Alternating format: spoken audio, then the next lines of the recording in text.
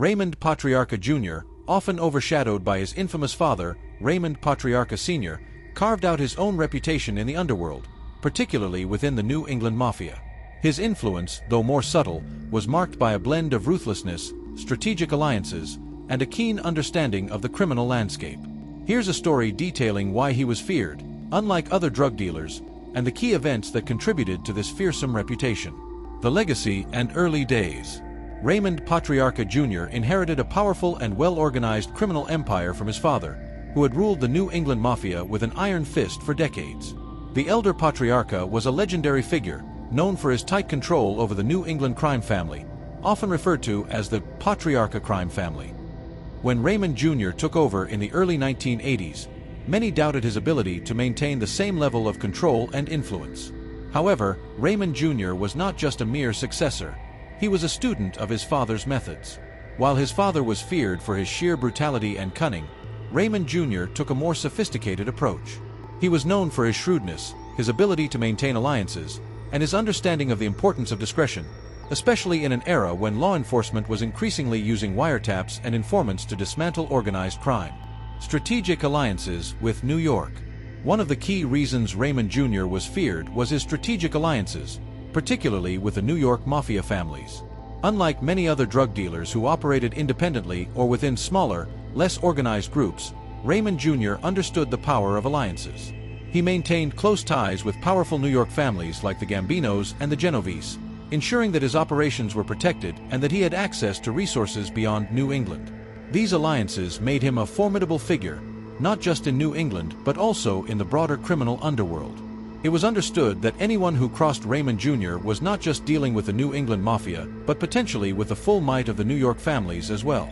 The Organized Crime Control Act. In the 1980s, the U.S. government, under the Reagan administration, intensified its efforts to combat organized crime. The Organized Crime Control Act and the RICO, Racketeer-Influenced and Corrupt Organizations, statute gave law enforcement new tools to dismantle crime families. Many crime bosses, particularly those involved in the drug trade, found themselves ensnared by these laws.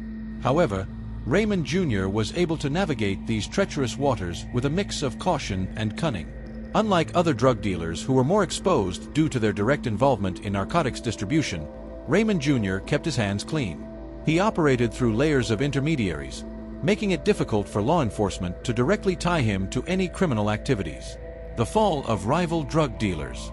One of the most significant events that showcased Raymond Jr.'s power and the fear he commanded was the fall of rival drug dealers in the New England area. As the government cracked down on organized crime, many drug dealers who operated independently of the Patriarca crime family found themselves targeted by both law enforcement and Raymond Jr.'s organization.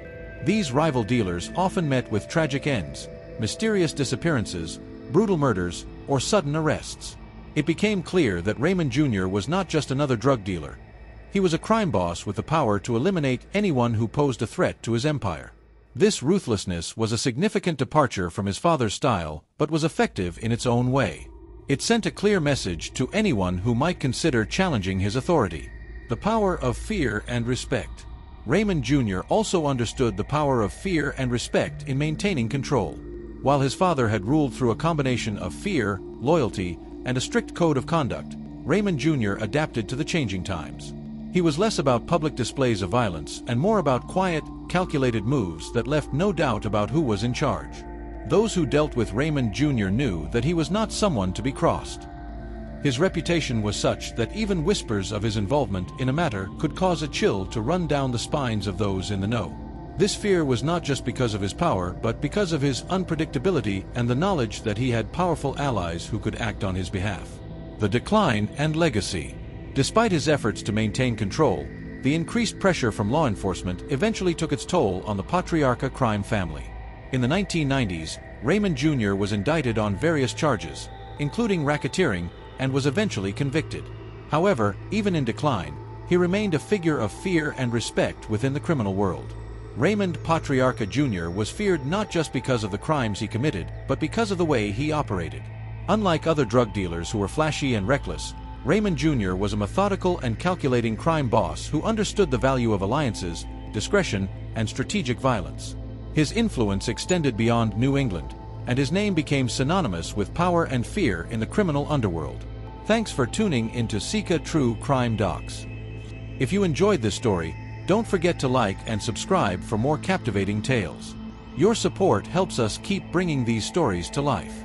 See you in the next episode.